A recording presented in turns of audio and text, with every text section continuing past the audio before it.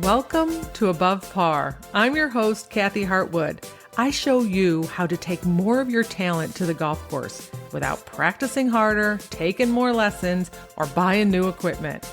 I show you how to end the frustration of underperforming so you can start playing to your potential. This is where you are going to learn how to think above par so you can play below par. Let's get to it. Hello, my golf friend, and welcome back to Above Par. It's nice to have you here. I hope you had a wonderful Thanksgiving if you're in the United States. And we jump right into Christmas season. My mind totally shifts. I am not a person who does all my shopping beforehand. I did that once when my kids were really little. I shopped like in September or October, and I hid all the presents, and I forgot where I hid them, and I forgot what I bought. So I ended up buying two things of the same thing. I was like, this system did not work for me. I felt so good about being done ahead of time, but I forgot where I put all the gifts and the toys, and I duplicated. And then, I had 3 kids. I had to count. Really, this is the way I did it. I had to count and make sure I gave them the same amount of gifts because we'd rotate opening presents. That's how we did it. So they would know if someone got an extra present. There's so much involved in it. But anyway, I start my shopping now. But before I get started, I wanted to give a shout out to pickleball players.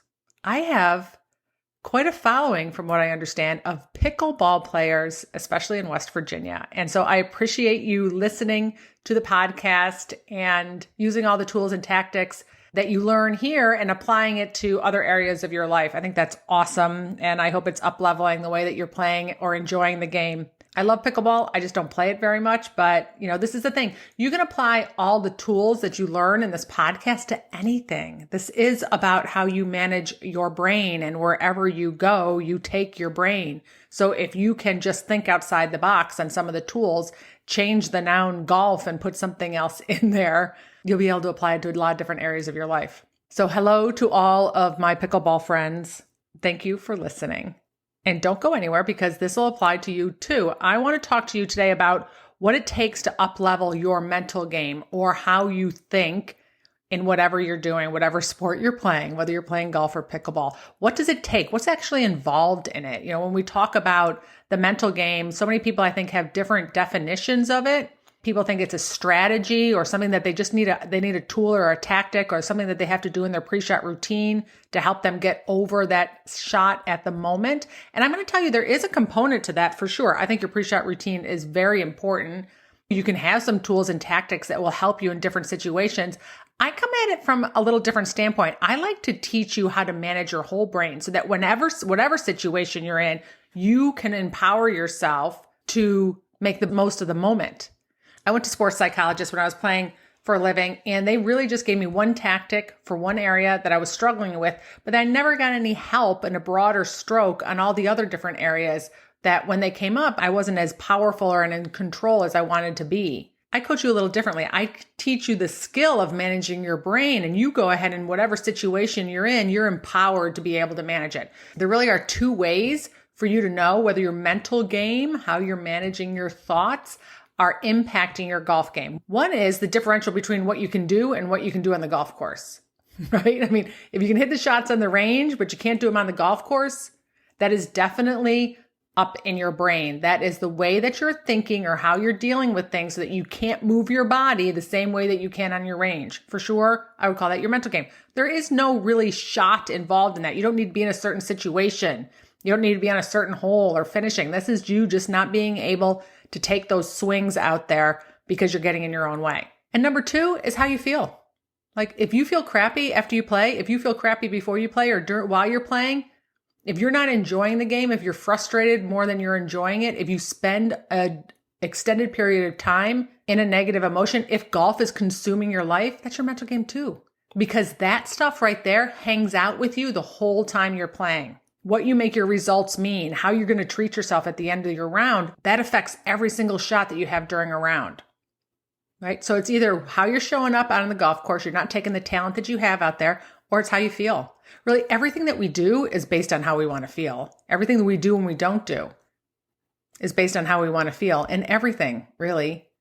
So knowing how to manage that part of it is huge for you enjoying the game. And when you enjoy the game more and you don't beat the crap out of yourself, you perform better. So I consider that mental game as far as I'm concerned. But most of you feel out of control. You don't really know what to do. You know you feel crappy, but you don't know how to stop it. You know you can't take your talent out on the golf course, but you don't know what to do. Actually, you know what most people do is they go practice more. They go take more lessons. They fiddle with their swing. They buy different equipment. They work harder. We fill up that action line of just working harder, practicing more, trying harder, efforting more, thinking that's what's going to get us the results. It is kind of just a mentality that we have, especially if you played other sports. Really, if you played another sport and excelled in it, all you did was just try harder, right? More effort, more muscle, more oomph, more grit, right? That was what was going to help us get through that moment and win and excel. A lot of times people in business, I'll just work harder, study more, longer hours. We come from that mentality that we have to just do more, and that's how we get to the results. But it's always full of effort. And when it's full of effort and it's not easy and it's hard, then the results become slow and hard and effortful, right? We want to make things easy and simple, right? That's what I'm all about. Okay, I'm just going to be honest. That's not really what I'm all about. It's what I try to be all about. That was my whole motto for Thanksgiving. I'm going to make it simple. I'm going to make it simple.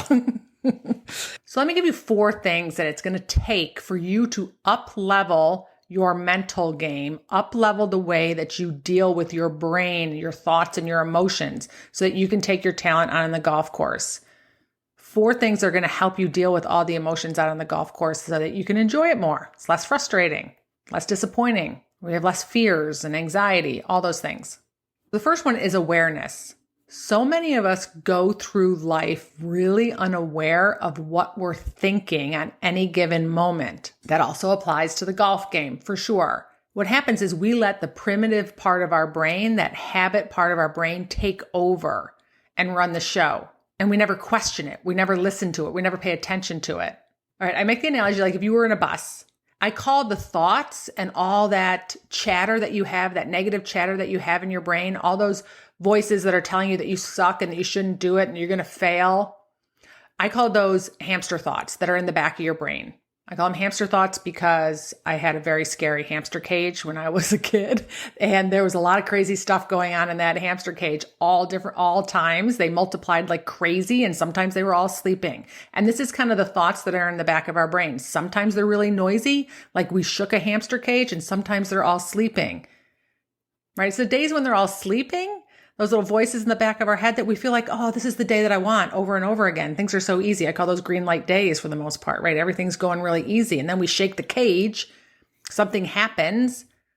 There's a really narrow driving hole or we got to putt to win the match. We shake the cage. We shake all of those negative thoughts. Those hamsters come alive. And also we don't know what to do with all the chatter. A lot of times those thoughts put us into that fight or flight mode. That's where it really revs up all of our negative energy, where we lose focus. We can't really think very clearly because we don't have access to the front part of our brain. I've talked about these in other podcasts, but this is the analogy that I want to give you. Think about we're driving a bus. And if you want to drive a bus and you have a place, you put in your GPS where you want to go, you want to be the person, you being the front part of your brain where you're making good decisions and you're very clear and you're confident. You want to be in charge of the wheel of the bus. But what happens when we're not aware, we let the hamsters drive the bus, right? They're in the back of the bus and we want to keep them in the back of the bus and we want to be the person driving the bus. But what happens is that they take over. And if we are not aware, they're driving the bus and we don't know where the heck it's going. It's going to places that we wish it wasn't going to go. And sometimes those hamster thoughts take turns, right? You have the one that's the you suck bus. You're never going to excel at this hamster thought. You're never going to win. You're a failure. You're not good enough. We let those drive the bus and they don't take us down the path where we want to go. We have to be onto that. That takes awareness. That takes you noticing that. You got to keep flicking them to the back of the bus. That's my visual. Literally, that is my visual. And sometimes you have to be open to the idea that you might have to flick them to the back of the bus multiple times in a round or a day. That's okay. That's what your brain is doing. The more you do it, the more you quiet those thoughts down, the more that they settle down in the back of the bus. You have more control over it. But the more you let those hamsters drive the bus, send you down paths that you don't want to go, the more that you have a mismanaged mind. It just takes you being aware. and it takes you being onto your brain. So the first thing is it takes awareness. The second thing is how you deal with your emotions. Most of us were never taught on what to do with our emotions. We have them. There's nothing wrong with them. I'm the biggest stuffer of emotions you probably have ever met. This has been a big journey for me. I always shove my emotions to the side. But what happens is your emotions don't really go anywhere unless you allow them and process them. And what happens is since we're not very good at processing emotions, when they come up on the golf course, we become at the effect of them. We become at the effect of the frustration. We become at the effect of the anxiety and the nerves and the fear and the anger and the disappointment. When we learn how to allow and process and deal with our emotions as they come, not make them mean anything, not fear them for sure, then we become so much more empowered. We become so much more confident, because when you're willing to experience any emotion, not make it mean anything, not beat yourself up, have your own back, then really you have that bring it on attitude. You're not really afraid to do anything. It's ultimately the greatest definition of confidence. So to uplevel your mental game, you want to uplevel the way you deal with your emotions, your understanding of your emotions, allowing your emotions, not avoiding them, not resisting them, not reacting to them, which is throwing clubs, yelling. That is step number 2 in upleveling your mental game. Number 3 is a process. You want to be able to have a process with your mental game on what you're going to do. That includes evaluating how you did after the round, being more of a scientist versus a judge when it comes to your golf game, taking every opportunity to explore what you were thinking and then being intentional about what you want to think. That is also upleveling your game. Just like you have a process when it comes to learning the game, you want to have a process when it comes to upleveling your thinking. The way that you think right now is producing the results in your life right now. If you want different results, you have to uplevel your thinking. And what happens is once we get to that new result, we sit there and we're like, yeah, we accomplished this goal for ourselves. And we sit there for a second. And because life is 50-50, we're like, I think I want to uplevel again. And to uplevel again, we have to keep upleveling our mind and what we're thinking so that we can produce different results. So there needs to be a process if you want to keep growing. And number 4 is repetition. It's the repetition of your awareness. It's the repetition of processing emotions. It's the repetition of having intentionality in what you're thinking. You are not done. Your game is not done in evolving, and your brain is not done in evolving. It's knowing that you want to keep repeating the process every day if you want to create better results for yourself, if you want to feel better on any given day, if you want to learn how to deal with all the negative emotions that you're experiencing and want to have your own back and build your confidence, you've got to be willing to keep repeating the process. So many people think, here's one thought, I'm done, I got it. It's like telling somebody, just tweak your grip a little bit, and then they think they can go win the Open, right? It's not the way it works. It would be amazing if it was that easy, but we understand that we're constantly working against our brain, that negative part of your brain that is always chirping at you constantly, no matter where you go. You win the tournament and that was your goal. You're going to get there. You're still going to have that chatter in the back of your head. What are you going to do with it? You need a process. And you have to be willing to enjoy it. Like, oh, this is part of it. My brain's always going to chatter at me, but I have a process. Bring it on. I can do it. Let's go. Next level. So if you want to take your game to the next level, this is work that you can do in the off season. This is you training your brain, not training your golf brain. You don't need a golf course to do this. This is the work that you want to do in the off season. This is the work that you want to do every day. You do not want to wait to the day before a tournament to go through all these steps and up-leveling your mental game. Your brain likes to conserve energy. It does not like to change. It does not want to think a new thought. And that takes effort and repetition for you to create a new thought. I want you to remember that your brain doesn't know that the thought you think is going to serve you well or serve you not so well. It just knows what you say the most. It just knows what you put enough emotion behind so that it will store it and put it on autopilot. That's it. So pick some things, then put some emotion behind it and decide what you want to think. What kind of golfer do you want to be when the season hits in 2022? How do you want to show up? Who do you have to stop being right now to be that version of yourself, or stop thinking or stop believing? That's your work to do in the off season. You want to quiet those negative thoughts, build up those empowering thoughts, have control over how you're processing your emotions, have a process in place and repeat it. So by the time the season hits in 2022, you are ready to go. And this is the other thing I want to tell you. This is applicable to every single part of your life. When you learn the skill of up-leveling your mental game, you're learning the skill of up-leveling the way that you think and the results that you create and what you deal with your emotions. Every other area of your life up-levels with it. This is the best work. If you're interested in working on your brain in the off season, if you're interested in up-leveling your mental game, there's 3 ways you can work with me. You can join Master Your Golf Brain, which is a self-paced program. If that's you, if you're a self-starter, that's a perfect place for you.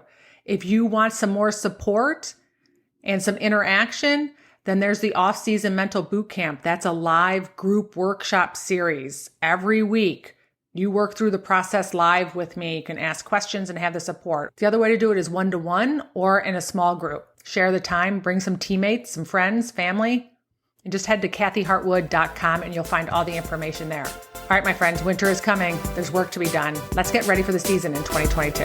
I'll talk to you next week.